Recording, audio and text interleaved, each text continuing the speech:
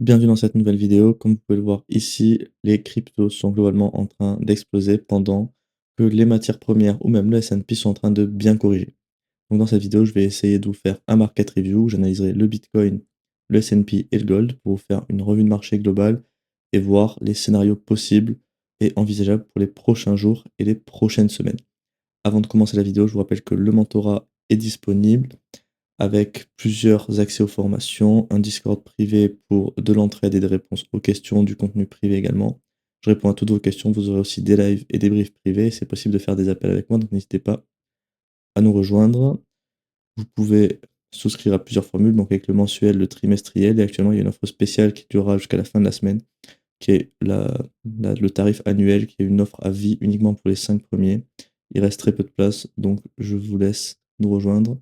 Vous trouverez tous les liens en description si vous voulez réussir à faire des analyses comme moi et devenir enfin rentable. Avant de commencer la vidéo, je vous invite à nous suivre sur YouTube et d'activer la cloche de notification pour ne rien rater des prochaines analyses et être à jour sur le marché. Vous pouvez également liker la vidéo si le contenu vous plaît. N'hésitez pas à faire vos suggestions dans l'espace commentaire. Si vous avez des assets que vous aimeriez que j'analyse, ça peut être des altcoins, du forex. En fait, tant que c'est des assets qui sont trop up sur TradingView, je peux les analyser. Donc n'hésitez pas à faire vos suggestions d'analyse.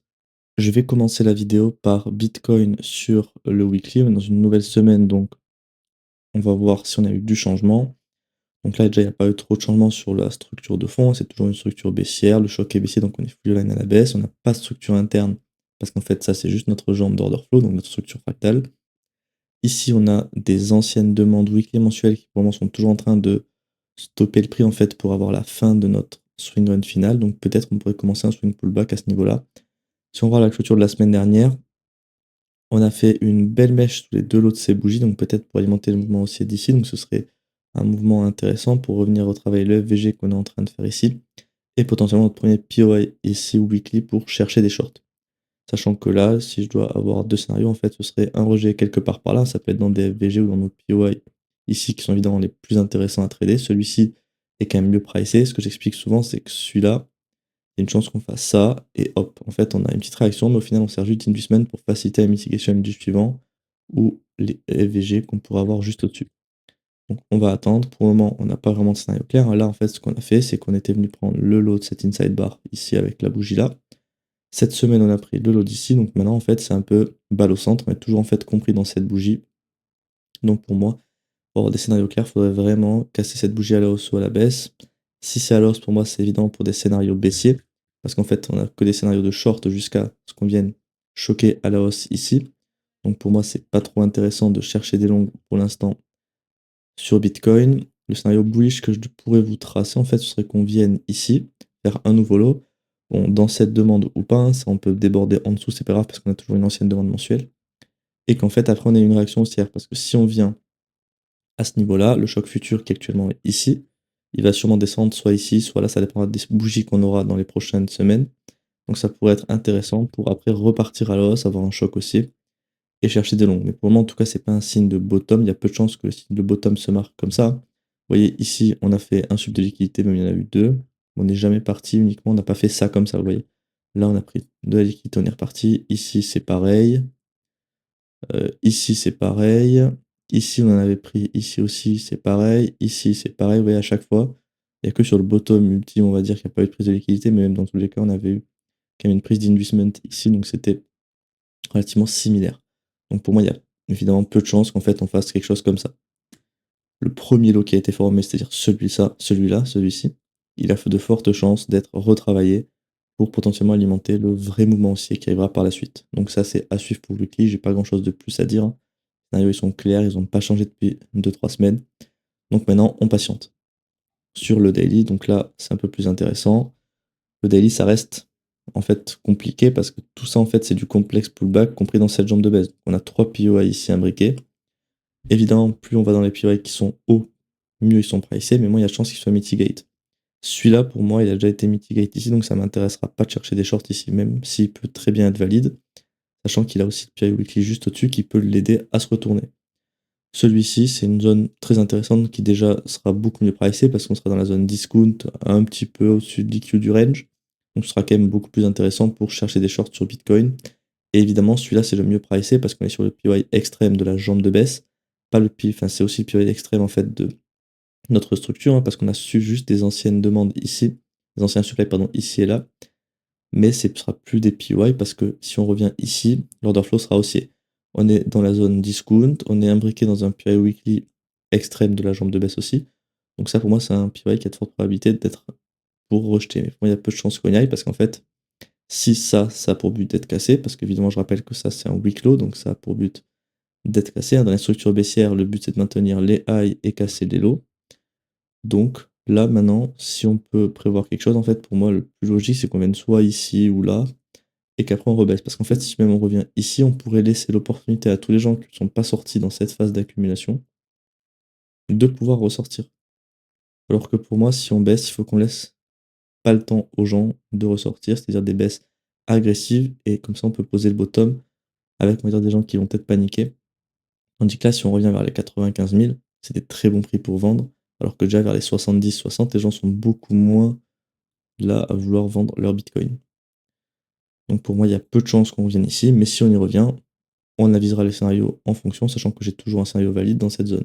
Donc pour le moment, on attend d'avoir des résolutions, en fait, soit de nos scénarios dans ces POI, soit l'order flow qui change. Pareil, si ici on vient faire un nouveau lot, le choc futur qui est ici redescendra dans un niveau par là, donc ce sera beaucoup plus intéressant pour chercher des longues par la suite. Mais en tout cas, là, je vois aucun scénario bullish sur le prix, même si on est en train de faire une petite jambe haussière ces derniers jours. Ça reste du complexe pullback, donc il n'y a pas grand chose à trader là-dedans. Et pour finir sur Bitcoin, on va regarder le H4. Donc là, en fait, c'est pareil que le daily, hein, c'est très peu pertinent. La structure, elle est relativement pas du tout similaire. Donc ça, c'est en fait, c'est une structure similaire, mais qui va être un peu plus petite. Donc là, on est en train de revenir dans le POI. Pour moi, on a juste un POI H4 ici qui peut être intéressant pour chercher des shorts, mais sinon, je vois rien d'autre à trader là-dedans. À la rigueur, ce qui peut être faisable, c'est de prendre la liquidité de ce high et de repartir. Parce que là, ce que de toute façon, je suis en train de voir, hein, c'est que sur du H4, si on regarde, on a une, deux, trois, quatre, on commence à avoir 5 poches de liquidité. En fait, on commence à monter un escalier doucement mais sûrement. Donc ça, il y a de fortes chances que ce soit retravaillé. Et comme je dis, hein, là, vous voyez, on laissait de la liquidité au nord. Qu'est-ce que le prix est en train de faire? Prendre au nord, donc potentiellement pour faire ça par la suite, donc à surveiller. Il faudra surveiller la prise de ce high. Par contre, s'il n'y a pas de réaction, pour moi, il y a des chances qu'on vienne retravailler au minimum ce FVG, voir notre POI ici, qui là sera intéressant pour chercher des shorts, même si on n'y est pas encore, hein, c'est aux alentours des 76 000. Et tant qu'on n'a pas de choc haussier ici, le POI H4 est valide. Donc on peut très bien chercher des shorts ici. En plus, on est dans le POI extrême de la structure, dans l'extrême discount pour chercher des shorts. Pour moi, il y a plein de probabilités qui diraient que ce POI a des chances de rejeter.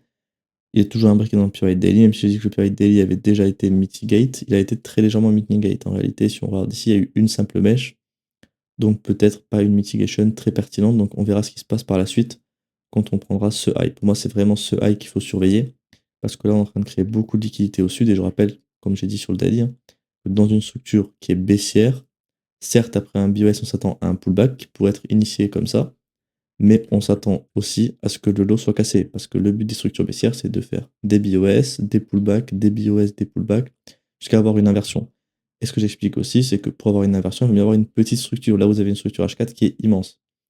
Si on avait une structure H4 qui serait de cette taille-là, vous voyez que c'est beaucoup plus simple en fait de inverser une structure comme ça qu'une structure qui est ultra étendue comme celle-ci. Donc en fait, c'est ça qu'on espère avoir si on veut un vrai retournement à la hausse.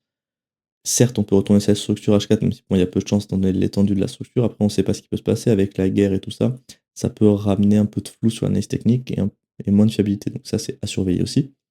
Mais l'idéal, en fait, c'est quand vous avez des tendances baissières, vous attendez d'avoir des petites structures avec une tendance qui va s'épuiser après. Et ensuite, ça va retourner la première structure et après, c'est parti, on refait la même chose, mais à la hausse. Ça, en fait, c'est pour les structures, les retournements de structure habituels. Même si là, c'est pas non plus une situation habituelle, mais ça reste de l'analyse technique. Donc ça reste fiable, évidemment, pour analyser nos scénarios. Donc voilà, c'est tout ce que j'avais à dire pour Bitcoin. Je vois pas grand chose de plus. De toute façon, il n'y a pas non plus 36 choses à dire, étant donné que ça reste du complexe pullback, donc c'est pas des zones intéressantes à trader. Moi, j'attends clairement peut-être la résolution de ce scénario, hein, et encore, ça m'intéresse pas trop parce que ça fait vraiment beaucoup. Ça fait combien de temps? Depuis le 5 février, ça fait presque un mois qu'on est coincé dans ce complexe pullback, donc c'est pas hyper pertinent pour trader. Moi, ce qui m'intéresserait le plus, c'est soit d'avoir un choc haussier ou alors casser le lot ici pour avoir un BOS de choc, d'avoir un peu de volatilité qui revient parce que tout ça, c'est vraiment pas du tout intéressant à trader sur Bitcoin. Pour continuer la vidéo, je vais faire le S&P 500, donc sur le weekly pareil. Voilà, ce que je vois clairement, c'est que mon choc qui était sur mèche ici, pour moi là je le confirme clairement parce qu'on a même eu un BOS de choc, certes encore sur mèche, ça fait un mois que ça dure, donc pour moi le choc est vraiment confirmé. On n'est pas sur un faux choc, parce qu'il a dans tous les cas amené un mouvement baissier, donc ça reste un vrai choc. Donc pour moi ce choc, qu'est-ce qu'il va signifier? Il va signifier que le weekly rentre potentiellement dans le swing pullback. C'est un peu tôt pour le confirmer, mais en tout cas ça peut nous laisser exploiter des scénarios baissiers. Par contre, comme vous pouvez le voir actuellement, il n'y a aucun POI, on n'a pas de FVG, donc clairement il n'y a rien à faire sur le weekly. Là, on a eu la prise. Est-ce qu'on a eu prise ce lot? 18,60 et 11. Ok, donc on a pris ce lot, donc là ça nous fait une petite réaction, à voir. Pour moi, si ce que je vous ai dit, hein, un swing pullback, pour qu'il soit valide, moi je dirais qu'on ira au minimum chercher ce lot, si on veut faire un vrai swing pullback. Et après, pourquoi pas en fait revenir dans CFVG ici et notre ancienne demande weekly sur l'EQ. Ça, ce serait vraiment un swing pullback, peut-être une fin de swing pullback. Si ça s'accélère un peu là avec la guerre, ça pourrait être intéressant pour prendre un petit moins 10, moins 15%, on verra bien. En tout cas, ça, c'est une zone clairement qui va attirer le prix si on fait swing pullback. Même si pour moi, le minimum, ce serait de venir ici pour avoir un swing pullback valide. Je dis pas qu'on va y aller, mais en tout cas, c'est le scénario qu'on pourrait attendre. Et de toute façon, on n'a aucune position à prendre sur du weekly étant donné qu'on n'a pas de POI. Donc pour le moment, il faut juste patienter la création de FVG pour avoir ensuite nos supplies pour chercher des shorts. Je vais aller voir sur le daily. Donc là, sur le daily, c'est hyper intéressant parce qu'on voit que le scénario que j'avais tracé la semaine dernière, qui était de venir dans ce supply et d'accomplir la destinée de la structure, a été donc validé. Donc pour ce scénario, c'est OK. Maintenant, qu'est-ce que je peux dire? Là, on n'a pas de FVG, donc on n'a plus de scénario. Donc ce POI n'est plus valide, hein, il a déjà été utilisé. Là, on a eu une mission échouée. On n'a pas réussi à clôturer en dessous de la structure. Donc pour moi, c'est qu'une question de temps, entre guillemets, hein. Même si on a quand même eu la belle liquidité, hein. Ce que je vous avais dit, c'est que si pour moi, on vient casser la structure ici, on ira au minimum ici. Résultat, on y est venu, mais on n'a pas cassé la structure. Donc ça, faut surveiller si c'est pas juste un simple grade de liquidité pour alimenter un mouvement haussier. Après, ça peut être un mouvement haussier juste pour faciliter un swing pullback H4 qu'on va aller voir après, qui peut être indépendant du daily. Donc ça, je vais aller voir par la suite. Et donc après, ouais, toujours pareil, on peut peut-être venir chercher ici sur le daily, mais sur le daily, c'est beaucoup moins évident de se dire qu'on va aller là. À la rigueur, on s'attend juste à un BOS, mais jusqu'où en fait, on sait pas. Là, on est venu, ouais, aussi, on avait une ancienne demande sur le daily qui n'avait pas été mitigated. Donc pour moi, pareil, elle est en train de faire une petite réaction haussière suite aussi à la prise de solo. Donc à voir ce qui va se passer, mais sur le daily, je vois pas grand chose. Le daily, c'est comme le weekly. On est toujours fully line à la baisse. Tant qu'on n'a pas de choc aussi, on s'attend à des scénarios baissiers, mais on n'a aucun PY pour chercher des shorts. Donc pour moi, il n'y a rien à faire, il faut patienter. Sur le H4, par contre, ok, alors c'est un peu plus pertinent. Donc ces PY sont plus valides. On a eu ici un nouveau choc baissier. On a un PY ici, donc ça c'est notre hop, premier PY le plus proche actuellement qui est en train d'être mitigate, qui pourrait rejeter le prix. Et ensuite le PY extrême de la jambe de baisse qui est ici. La structure interne était haussière, retournée à la baisse, perpétuée ici, confondue avec le point de choc pour moi. Donc actuellement, qu'est-ce qu'on peut dire? Bah déjà, c'est qu'on est en train de créer pas mal de liquidités ici, donc peut-être que en fait, on vient juste faire une mission échouée pour faire le vrai swing pullback et après repartir. Ça, c'est totalement possible, même si clairement, c'est le dernier scénario qu'on pourrait prévoir pour l'instant. Là, clairement, on est fully align à la baisse. On a des scénarios baissiers parce que tout est aligné à la baisse, hein. On a la structure swing baissière, la structure interne baissière et notre structure fractale qui est le choc qui est également baissière. Donc là, clairement, on s'attend à des scénarios baissiers. Là, on est dans un POI ici qui peut rejeter le prix, qui est clairement valide. Mais comme je vous explique, peut-être qu'on fait souvent une simple réaction qui aurait pu être en l'occurrence ici, et qu'après, on fait une autre jambe de hausse pour en fait faciliter la mitigation de celui-là. Et là, on a juste servi d'inducement pour en fait faciliter la mitigation de ce FVG et de ce POI. En termes de target, là, ça devient pas, je dirais pas que ça devient un peu vite, mais pour moi, toutes les targets qui devaient être atteintes, que je vous avais tracées la semaine dernière, c'était ce lot et ce lot, elles ont été atteintes. Là, on a beaucoup de high, donc moi, ça m'étonnerait pas que potentiellement on vienne choquer à la hausse par la suite pour aller chercher peut-être quelques liquidités et repartir. C'est pas parce qu'on a de la liquidité ici qu'on va faire ça. On peut très bien venir en chercher une ici et se retourner, peut-être en prendre deux, mais on n'est pas obligé d'aller venir chercher tous les highs. Peut-être que ça va être laissé pour plus tard. Si vous regardez Bitcoin ou Ethereum, enfin plutôt Ethereum, si vous regardez le top qu'on a fait, je crois, cet été, là, vers les 5 000 $, il y a eu beaucoup de liquidités qui a été laissée. Résultat, elle n'a jamais été prise pour l'instant. C'est peut-être pour plus tard qu'on viendra, et il n'y a peut-être rien à venir récupérer parce que peu de gens, en fait, sont peut-être short sur ce marché. Donc, en tout cas, pour l'instant, il n'y a pas grand-chose de plus à dire. Les scénarios, ils sont clairs. On a ce PY et celui-là à exploiter. Donc, pour le moment, on s'attend à la réalisation d'un de ces deux scénarios. Donc, on n'a pas d'autres changements sur notre point de choc. Donc, voilà, c'est tout ce que j'ai à dire pour l'analyse du S&P 500. Et pour finir, le gold. Donc, le gold, bah, pour moi, il n'y a aucun changement par rapport à la semaine dernière, hein. Sur du weekly, on est venu mitigate cette demande, pardon, il y a maintenant un mois de ça, un peu plus d'un mois. On est toujours dans des scénarios haussiers parce que tous les éléments structurels sont alignés à la hausse. On a eu une bougie ultra bullish ici. Donc pour moi, on attend un accomplissement de la destinée de la structure qui est haussière, donc venir chercher le high ici. Voilà, c'est tout ce que j'ai à dire pour le weekly. Le daily, bah, on est revenu dans notre supply ici. Je vous montrerai après sur le H4, il y a eu pas mal de choses intéressantes qui confirment un petit peu ce que je vous avais expliqué la dernière fois. Donc là, pour le moment, le daily est en train de rejeter dans ce supply. Ce que je vous ai expliqué, c'est que sur le daily, moi, ça ne m'intéresse pas de trader ça parce que clairement, on a peu de pertinence avec en fait des éléments structurels qui nous diraient qu'on est proche d'un bottom avec un PY weekly, une zone discount de la structure, un choc sur mèche, mais on a aussi des éléments baissiers qui donc sont notre PY et notre choc baissier. Donc ça, c'est à patienter, mais pour moi, c'est pas trop intéressant de trader ce PY. Maintenant, c'est le H4 qui est le plus intéressant que je vais vous expliquer ici. Donc ce que je vous dis la semaine dernière, c'est que notre PY qui était ultra étendu, on aurait bien aimé le raffiner. Comment on aurait pu le raffiner? En regardant le H4. Le H4, le premier PY commence ici, donc on aurait pu le mettre comme ça. Et si notre PY daily est architecturé comme ceci, là clairement c'est beaucoup plus intéressant de trader des scénarios, qui en plus étaient imbriqués dans des anciens supply. Ça c'était pas des PY H4, c'est des anciens supply H4 qui peuvent très bien stopper le swing pullback de la structure H4. Parce que le H4 lui est fully aligned à la baisse. Là on avait une structure interne haussière qui s'est retournée à la baisse. L'order flow s'est également retourné à la baisse. Donc ça c'était plus valide. Donc maintenant, clairement, pour moi, il n'y a que des scénarios baissiers qui sont totalement valides et à haute probabilité. On est venu faire un swing pullback dans l'extrême discount du range, dans nos dans nos supply extrêmes de ce range, et dans notre PY daily qui actuellement j'ai imbriqué comme ceci, mais je vais le remettre normalement. Et c'était pour vous montrer qu'on peut le raffiner quand c'est giga étendu comme ça. Là, ça fait clairement presque la moitié de la structure H4, donc c'est difficile de trader au sein de ce PY daily. Donc maintenant, là, on a clairement la création d'un PY ici, qui pour moi est à forte probabilité. Après, comme je dis, quand on a les news actuelles sur la guerre, c'est difficile de bien trader parce qu'en fait, c'est comme si vous tradiez avec à n'importe quel moment la possibilité qu'il y ait une news qui sorte. Les news échos, vous pouvez les gérer parce que les news échos, elles sont données à certaines heures, vous ne tradez pas pendant ces heures et c'est tout. Là, vous avez un environnement qui est ultra risqué parce qu'à n'importe quel moment, on peut avoir une news de Trump ou de la guerre ou je sais pas, la France qui rentre dans la guerre, des trucs qui sont pas pricés qui font réagir le prix. Là encore ce matin, il y a eu des grosses mèches sur le pétrole, le S&P, même sur le dollar. Et ça arrive à peu près plusieurs fois par jour parce qu'il y a souvent des news qui font un petit peu réagir le marché ou même des gens qui pourraient être au courant de choses que nous, on ne saurait pas. Donc là, actuellement, clairement, sur le gold, on attend l'accomplissement de un de ces deux scénarios. Pour moi, c'est ce qui a le plus de chances d'arriver. En tout cas, on verra une fois qu'on arrive au sein des PY si on a des modèles d'entrée pour avoir des trades. En plus, ce que je vois sur le gold, hein, clairement, c'est que pendant qu'on fait le swing pullback, on le fait en escalier. Voilà, on a eu une petite liquidation ici, mais globalement, on est en train de laisser beaucoup de creux au sein d'une structure baissière.